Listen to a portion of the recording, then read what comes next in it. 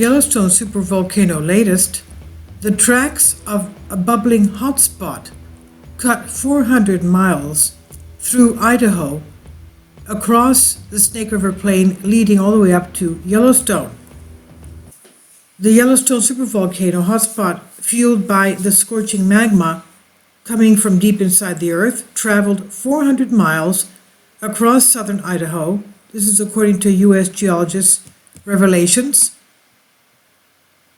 Yellowstone supervolcano fed past eruptions in a chain of at least 7 volcanic fields, and they're in the northwest U.S. U.S. Geological Survey USGS maps show. These volcanic fields emerged near the border of Idaho, Oregon, and Nevada before ending up in Wyoming. And the hotspot, which currently supplies the Yellowstone supervolcano, was pushed along the northwest by the moving of the North American tectonic plate. It was pushed along the northwest. According to Idaho Geological Survey geologist Zach Lifton, the tectonic movements pushed the hotspot along for 16 million years. The geologist said volcanic hotspots are fed by plumes of hot material rising from deep in the earth, which can result in the formation of magma closer to the surface, and that might eventually erupt. As the North American tectonic plate moved southwest through time over the mostly stationary plume, a series of eruptions occurred, and that formed the hotspot track, quote unquote. And you can see it in the map, basically starting from the area where today we have the Long Valley Caldera supervolcano. And it goes from the McDermott area, 16.5 to 15 million years ago, going up to the Humboldt area, 15 to 13 million years ago. That was the second eruption.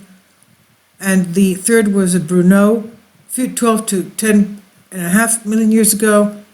Twin Falls was the fourth at 10.5 to 8.6 million years ago. Picabo was 10 to 7 million years ago. Heiss was 6.5 to 4.3 million years ago. And then you have what we have now as a caldera, 2.1 million years ago to the present. And basically stretching from Nevada, Idaho, Utah, up to Yellowstone in Montana. So he said the result is a chain of ancient volcanic fields that started over 16 million years ago near the Idaho-Nevada-Oregon border, and that gets progressively younger across southwest Idaho and the eastern Snake River Plain. Geologists have identified 7 volcanic fields in the northwest U.S., and they start with the McDermott Field 16.5 million years ago. The volcanic field formed on the border between Oregon and Nevada, just south of the Columbia River basalt. About 15 million years ago, the hotspot then fed the Owyhee-Humboldt Field to the east of McDermott. The hotspot continuing northeast, forming the Bruneau-Jarbidge, Twin Falls, Heiss fields. Eventually, the hotspot gave birth to the Yellowstone volcano field about 2 million years ago. Now, as the Yellowstone hotspot migrated across the U.S., it also likely affected earthquake activity, of course, in Idaho, Wyoming, Utah, and Montana, and geologists found evidence of a similar hotspot track in Hawaii, where the migration of the volcanic material created the Emperor Seamount, the Hawaiian Ridge. Now, we know that in that case of that seamount, it had a 90-degree basically corner. That seamount basically is coming from the Kamchatka Peninsula of Russia. Now, most of the volcanoes from that track are buried deep under the ocean. We're talking about the Hawaiian seamount. They stretch across 3,500 miles up to the Russia-Kamchatka Peninsula. But the youngest volcanoes born from that hotspot movements are still seen today in the form of the Hawaiian Islands. Dr. Lipton said, while most volcanic activity occurs near the boundaries of tectonic plates, hotspot volcanoes are unique because they can develop in the interiors of plates far from their boundaries. Hotspots were first recognized after plate tectonic theory revolutionized geology, as geologists began collecting more and better seafloor data. This was back in the 1950s and 60s. They noticed strings of volcanoes lined up along straight paths. The Yellowstone volcano is believed to have had 3 major eruptions in its past, with the most recent one being 640,000 years ago, which was actually a double eruption, 170 years apart. Perhaps the first eruption at that point did not empty enough of the magma, turning it into what had to be the eruption, super eruption, of course, and it continued 170 years later. So the so-called Lava Creek eruption formed the Yellowstone caldera and Lava Creek tuff in Wyoming, Montana, and Idaho. And before that, Yellowstone suffered the Mesa Falls eruption 1.3 million years ago, and the Huckleberry Ridge eruption 2.1 million years ago. But since the 640,000 year super eruption, we've had the 70,000 year ago eruption, which is a major eruption, not a super eruption though.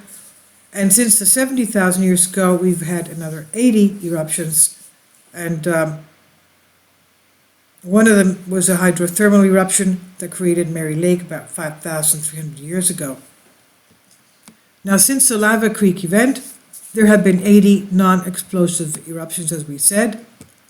Of these 80 eruptions, the USGS said that at least 27 produced rhyolite flows or viscous lava rich with silicates. So out of those 80, 27 were rhyolite flows. At least 13 rhyolite flows came from outside of the Yellowstone caldera, and 40 basalt vents were found outside of the caldera. USGS said some of the eruptions were approximately the size of the devastating 1991 Pinatubo eruption in the Philippines, and several were much larger still. Now, the most recent volcanic eruption in Yellowstone, a lava flow in the Pitchstone Plateau, occurred 70,000 years ago. Yellowstone, USGS predicts Yellowstone's next big eruption will be a hydrothermal and not explosive. So just like what created Mary Lake, that was a hydrothermal explosion that was, of course, big enough to create a whole lake.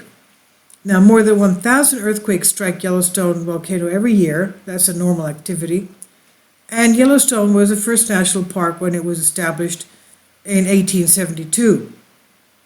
Yellowstone supervolcano is larger than the states of Rhode Island and Delaware combined. There are more than 10,000 hydrothermal features across Yellowstone, and Yellowstone also has 60% of the world's geysers, and it has the biggest of the world's geysers, Steamboat Geyser, which has basically been erupting almost every week since last March of 2018.